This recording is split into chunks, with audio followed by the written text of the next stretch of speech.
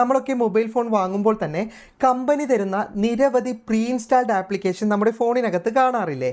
ഇത്തരം ആപ്ലിക്കേഷൻ നമുക്ക് ഉപയോഗമൊന്നുമില്ലെങ്കിലും അത് അൺഇൻസ്റ്റാൾ ചെയ്യാൻ ശ്രമിച്ചാൽ അൺഇൻസ്റ്റാൾ ചെയ്യാൻ സാധിക്കാത്തത് കൊണ്ട് തന്നെ നമ്മൾ അങ്ങ് അത് ഒഴിവാക്കും. എന്നാൽ ഇത്തരത്തിലുള്ള പ്രീ ഇൻസ്റ്റാൾഡ് ആപ്ലിക്കേഷൻ നമ്മുടെ ഫോണിൽ കിടക്കുന്നത് നമുക്ക് വലിയ പ്രശ്നമാണ്. നമ്മൾ സാധാരണയായിട്ട് പ്ലേ സ്റ്റോറിൽ നിന്ന് ഒരു ആപ്ലിക്കേഷൻ ഇൻസ്റ്റാൾ ചെയ്യുന്നത് പോലെയല്ല കമ്പനികൾ തരുന്ന പ്രീ ഇൻസ്റ്റാൾഡ് ആപ്ലിക്കേഷൻ. പ്ലേ സ്റ്റോറിൽ നിന്ന് നമ്മൾ ഇൻസ്റ്റാൾ ചെയ്യുന്ന ആപ്ലിക്കേഷന് നമ്മൾ പെർമിഷൻ കൊടുത്താൽ മാത്രമേ അതിന് നമ്മുടെ ഫോണിൽ പ്രവർത്തിക്കാൻ സാധിക്കുകയുള്ളൂ. എന്നാൽ പ്രീ ഇൻസ്റ്റാൾഡ് ആപ്ലിക്കേഷൻ ഓൾറെഡി അതിനാവശ്യമുള്ള എല്ലാ പെർമിഷനുകളും കൊടുത്തിട്ടാണ് നമ്മുടെ ഫോണിനകത്തുള്ളത്. അതുകൊണ്ട് തന്നെ സദാസമയവും ഇതിന് നമ്മുടെ ഫോണിനകത്ത് പ്രവർത്തിച്ചു കൊണ്ടിരിക്കാൻ സാധിക്കും. നമ്മുടെ ഫോണിൻ്റെ ബാറ്ററി സ്വാഭാവികമായി ഈ ആപ്ലിക്കേഷൻ ഉപയോഗിക്കും. അതുപോലെ തന്നെ നമ്മുടെ മൊബൈൽ ഡാറ്റ ഉപയോഗിക്കും.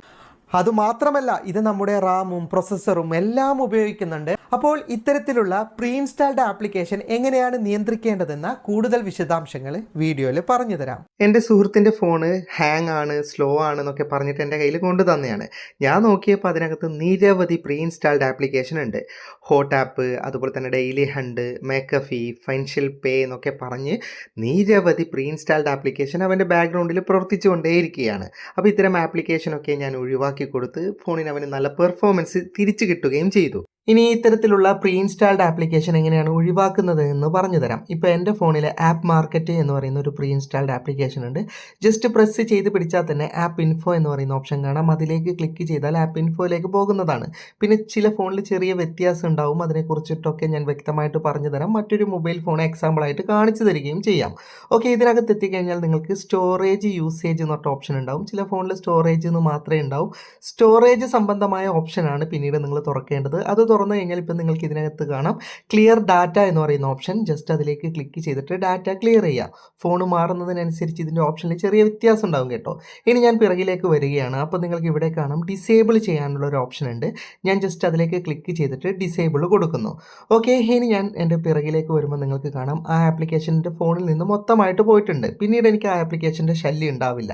ഇനി ഇതേ ഓപ്ഷൻ ഞാൻ മറ്റൊരു മൊബൈൽ ഫോണിൽ കാണിച്ചു തരാം. ഇപ്പോൾ ഈ മൊബൈൽ ഫോണിൽ പ്രീ ഇൻസ്റ്റാൾഡ് ആപ്ലിക്കേഷൻ ഒന്നുമില്ല. ഒരുവിധമൊക്കെ ഞാൻ കളഞ്ഞു. ഇനി ഗൂഗിൾ പോലെയുള്ള ആപ്ലിക്കേഷനേ ഉള്ളൂ.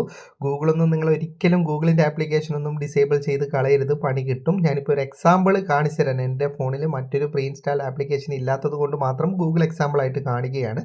ഇപ്പോൾ ഞാൻ ഈ ഗൂഗിൾ എന്ന് പറയുന്ന ആപ്ലിക്കേഷൻ ഒന്ന് പ്രസ് ചെയ്ത് പിടിക്കുന്നു. അപ്പോൾ നിങ്ങൾക്ക് ആപ്പ് ഇൻഫോ ലഭിക്കും. ചില ഫോണിൽ ഈ ആപ്പ് ഇൻഫോ എന്ന് എഴുതില്ല, അതിൻ്റെ ഐക്കൺ മാത്രമേ ഉണ്ടാവും. സാംസങ്ങിലൊക്കെ അങ്ങനെയാണ്.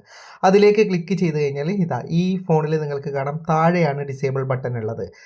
അതുപോലെ തന്നെ മുകളിലാണ് സ്റ്റോറേജ് എന്ന് പറഞ്ഞാണ് ഓപ്ഷൻ ഉള്ളത്. അത് ഓപ്പൺ ചെയ്താൽ താഴെയാണ് ക്ലിയർ ഡാറ്റ കൊടുക്കേണ്ട ഓപ്ഷൻ ഉള്ളത്. ഓക്കെ, ഇനി അങ്ങനെ ഡാറ്റ ക്ലിയർ ചെയ്യുക. ഇനി ഞാൻ പിറകിലേക്ക് വന്നിട്ടുണ്ട്. അപ്പോൾ നമുക്ക് അപ്ഡേറ്റ് കാണിക്കുന്നുണ്ടെങ്കിൽ അപ്ഡേറ്റ് അൺഇൻസ്റ്റാൾ ചെയ്തതിന് ശേഷം നിങ്ങൾ ഡിസേബിൾ ചെയ്യുക. ഇതുപോലെ ഓരോ ഫോണിലും ചെറിയ വ്യത്യാസം ഉണ്ടാവുന്നേ ഉള്ളൂ.